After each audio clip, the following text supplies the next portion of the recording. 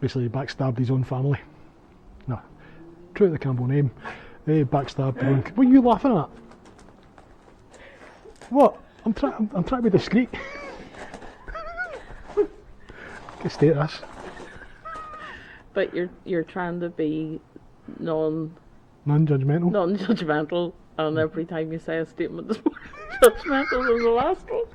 Yeah, I'm trying not to badmouth the Campbells here, but just telling the story does it itself. I would walk 500 miles and I would walk 500 more just to be the man who walked 1,000 miles to fall. Very tasty looking burger. Are you enjoying it? Where are we going now? Kilchurn Castle. Are we not supposed to already be there? Yeah, but we stopped for food because we're hungry. Yeah, because we went to see a church for half an hour and we were there for 3 hours. It was a good church. It was a good church. Enjoy your lunch. Oh. What? Wild orchids. Very pretty.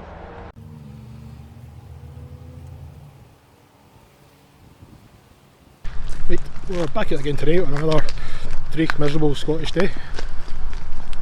I'm too warm. Today we're going to one of our favourite castles, Kilchurn Castle. It's only about 10 minutes from the house, so too nice a day to stay in. So, looking forward to it. Now that you've come armed with lots more information. Yeah. Though I'm still stunned by our last port of call and all the way back. Yeah, we stopped off at St Conan's Kirk in the year. Now we've been there 3 or 4 times at least. It's quite a fascinating place, but they had a heritage day on today and we're showing you around the areas you couldn't normally get to, and there's so much more to learn, so we'll have to go back again. Now, Kilchurn Castle is in Loch Awe. It used to be on an island, but Loch Awe has a big hydro scheme. Back in, I think it was 1871, they adjusted the level of the loch through the use of the dams, and the level dropped, so the castle is now on a peninsula and not on an island, so we can walk to it. Which makes a change from having to paddle to it. Oh, that looks pretty cool.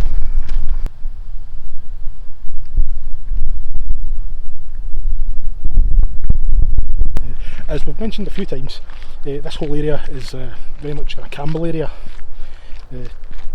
Campbell lands stretch pretty much from the coast, or the west coast, all the way across to the Tay, and also further south from here, and all the way down to the bottom of Argyll. In the mid 1400s, it was about 1450 actually, the chief of the clan, MacDonald, gave his youngest son the lands over here on the west coast, and that is when he decided to build that castle. That view was stunning. I know we pass it like every second day, but still, it's still stunning. I mean, we've only been here for 4 years.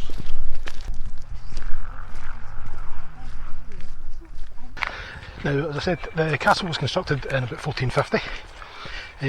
Around about that time, the Campbells were basically vying for power all across this kind of lower half of the Highlands. They basically did that, carried on that for about 150, 200 years. Basically taking lands off anybody they could possibly take lands off of. Now, the guy who built this castle was the first Sir Colin Campbell of Glenorchy. He built this castle. He also built Balloch Castle, which is now Taymouth Castle, not to be confused with the Balloch Castle that's in Balloch, and that kind of cemented his hold on power right across this area. As I mentioned, the Colin Campbell and the Campbells in general took lands from everyone else. When they built Taymouth Castle, that was from Clan MacGregor, so they were the losers in that one. Wow. As I've been here quite a few times, and every time I come here, wow!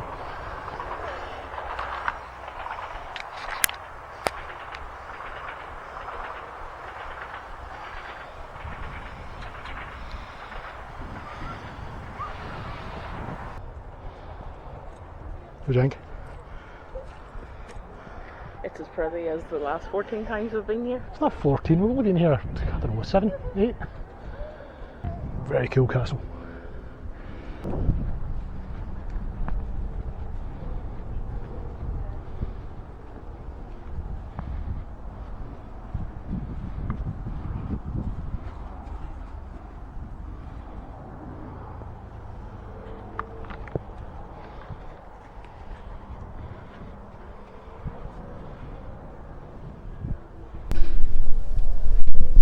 And we're still going to get again. Look out for ghosts. There's no ghosts. There's ghosts. In here. In here. Apparently, when this castle was in use, there was a child held here against its will. And you can hear the child crying in this room. Whoa. You're half lit.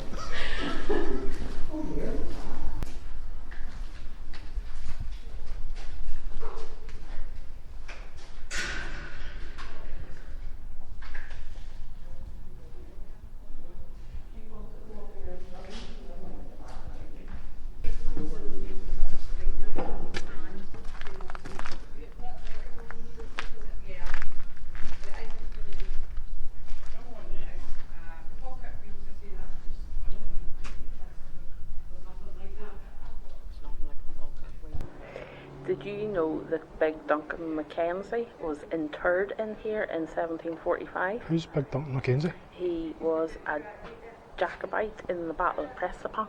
Oh right, that's the one they won, wasn't it? Let's hope so. Yeah. Or am I thinking of, I'm thinking of Kilchurn. Ah, you're getting Kilchurn. Prestonpans, oh no.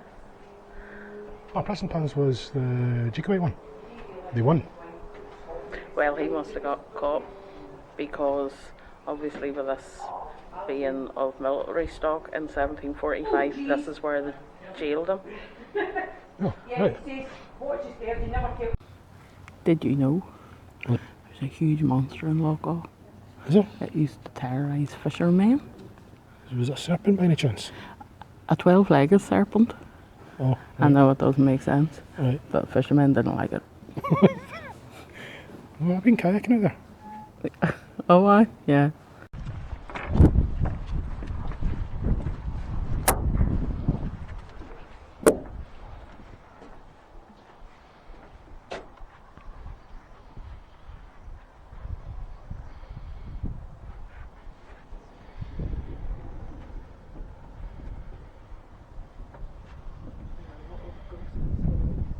There are a lot of ghostly stories associated with this area.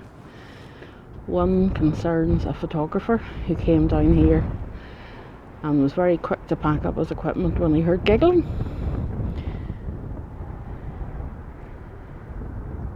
He ran when the giggling stopped and an invisible person started skimming stones over the frozen water.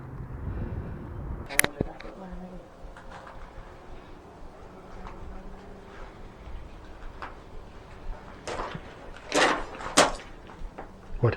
You can't hear her today. Can't hear who today? The disembodied voice of a woman screaming, "Free me!" What?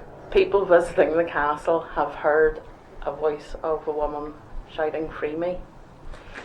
People here have heard footsteps up there, Yeah. and when they go up there, there's nobody up there. Well, you mean people in this room we're in now? Yeah, Hearing noises coming from, like, there, yeah, but there's nobody there. no. Okay.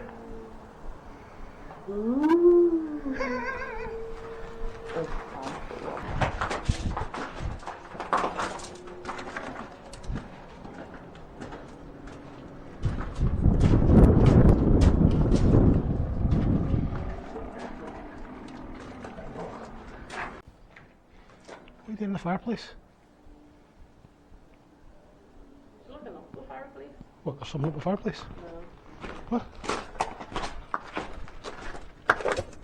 That's a bit disappointing.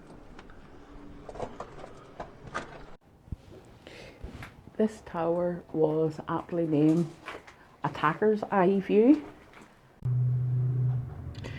As you can see, you can get quite a good view from every side of this tower. Attacker's Eye View Tower. It's the first Colin Campbell who owned this place, the one who built it. When he died, he passed it on to his son, Duncan. Duncan was referred to as Black Duncan. He was quite ruthless. He built on the south side of the castle. Leach Hall was a dining hall. That was his addition to the castle. And again, he was as ruthless as the rest of the Campbells, and continued to pillage and take more land from everybody else around. In 1681, John Campbell, descendant of Black Duncan, had this place, and he built this particular section here as a barracks. It was 3 stories and it would hold about 200 troops. Now, there's lots of stories of the Campbells being not necessarily the good guys, but John appeared to be quite sympathetic to the Jacobite cause. He negotiated with the Jacobites quite often, while still serving William III. He held various meetings here with the Jacobites, and one particular meeting he went to, it was over in Perthshire, and when he came back he found that other royalist members of his family had basically taken over the castle, and he was then forced to give up his title. So yeah, the Campbells acted like Campbells. I can't use that because that's a bit. So true to the Campbell name, basically backstabbed his own family. No, true to the Campbell name, they backstabbed their own. What are you laughing at? What? I'm trying to be discreet. Get state this. But you're trying to be non-judgmental. Non-judgmental, and every time you say a statement is more judgmental than the last one. Yeah, I'm trying not to badmouth the Campbells here, but just telling the story does it itself. Yeah, anyway, John Campbell was one of the better ones, and he was the one that lost out to other Campbells. Now, in 1760, there was a huge storm in this area, and it basically destroyed part of the castle. This rather large chunk of rock here is actually the top of that turret. It gives you an idea just how bad the storm was.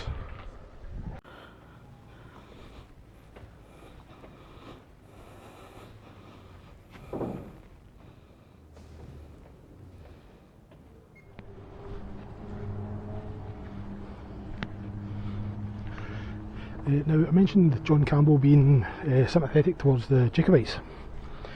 Well, so he used to have lots of meetings here and such. Eventually lost his ownership of the place over his involvement in the 1750 uprising. Well, not just that, it was the 1715 uprising and the fact that he continued to support the Jacobites. Obviously to the disapproval of the rest of the Campbells. When he owned the place and he started turning it into a kind of military installation, a kind of barracks, he did that in direct competition with Fort William. In this case, Fort William won out, hence the name Fort William, after William III. This side of the castle has had a fair bit of damage with various walls dropping over. You see there's quite a few fences and things up to stop you getting too close, you know, in case buildings collapse on you. Not that we know anything about buildings collapsing on you and stuff, but this is really boggy. What'd you take us this way for? So generally the views down here are absolutely stunning. It's a really nice place to have a castle, if you could keep it for long enough. Argyll is behind us, where Martin kayaked out to. But there is an interesting story about the island. Argyll translates into Heather Island, but the Campbells believe there was a different story behind it. There is a hero in Celtic mythology called Frog, and he is believed to have gone out to that island to seek out the fruit of youth. It grew on a rowan tree on the island, and it was protected by a dragon who wrapped itself round the trunk. Now, he successfully got the fruit and brought it back here, but when he went to get the tree, the dragon destroyed him. There allegedly is a cairn on Frochaling of the spot where he fell.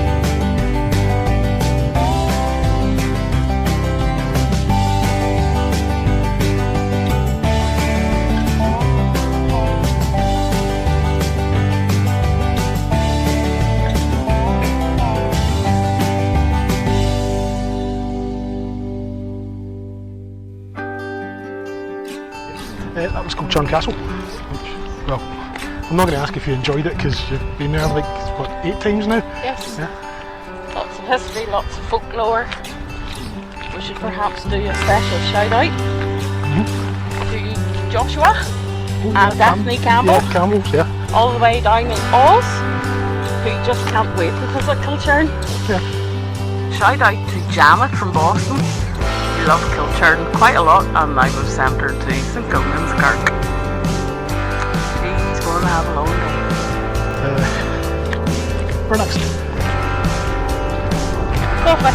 Coffee, yeah.